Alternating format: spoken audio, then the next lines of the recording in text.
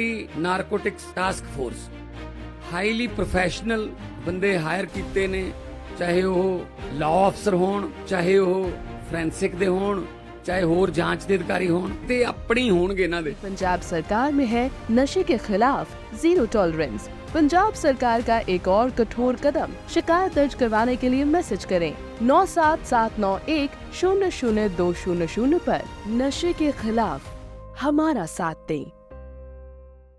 राजनीति में न कोई स्थायी दोस्त होता है, न कोई दुश्मन, केवल स्थायी होते हैं तो होते हैं हित। भारत और अफगानिस्तान के बीच नए राजनयिक समीकरण बन रहे हैं। तालिबान सरकार भारत में अपने राजदूत नियुक्त करने की तैयारी कर रही है और इस बीच एक नाम सबसे ज्यादा चर्चा में है, नजीब शाहीन, जो तालिबानी प्रवक्ता सुहेल शाहीन के बेटे हैं।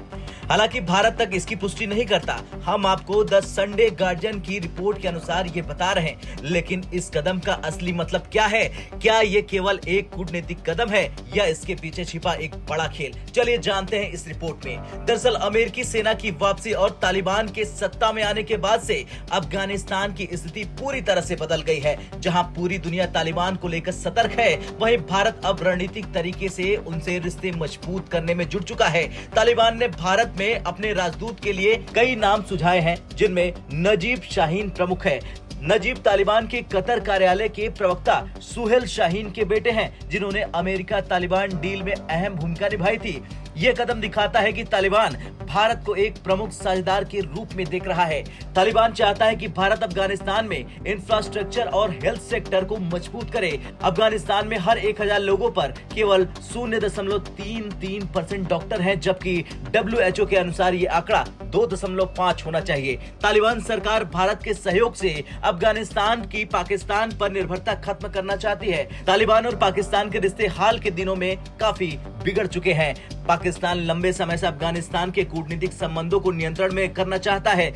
हाल ही में तालिबानी लड़ाकों और पाकिस्तानी सेना के बीच लड़ाई भी हो चुकी है। इस तनाव ने भारत के लिए एक मौका पैदा कर दिया है और अब सवाल ये है कि क्या भारत इस मौके का फायदा उठाकर अफगानिस्तान में अपनी स्थिति मजबूत करेगा? और तो और एक सवाल ये भी बनता है कि क्या भारत को तालिबान के साथ रिश्ते बनाने चाहिए? दरअसल एक तरफ तालिबान की कट्टरपंथी छवि है, दूसरी तरफ अफगान जनता की जरूरतें और क्षेत्रीय राजनीति में भारत की भूमिका बढ़ाने का मौका है।